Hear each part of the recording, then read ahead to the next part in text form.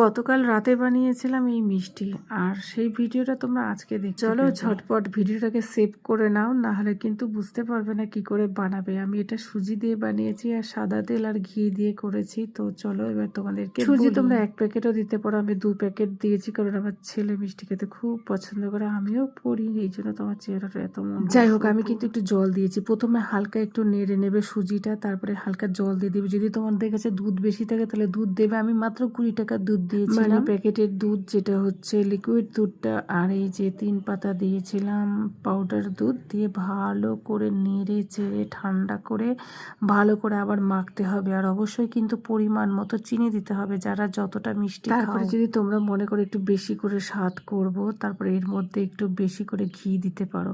তো আমার ওটা হয়ে গেছে, আমি ঠান্ডা করে নিয়েছি। তারপরে কিন্তু দেখো আমি গুলিও করে নিয়েছি। আর আমি চিনির জলটা করেছি, তোমরা চিনির জলটা একটু মোটাও করতে পারো, আমি পাতলাই করেছিলাম।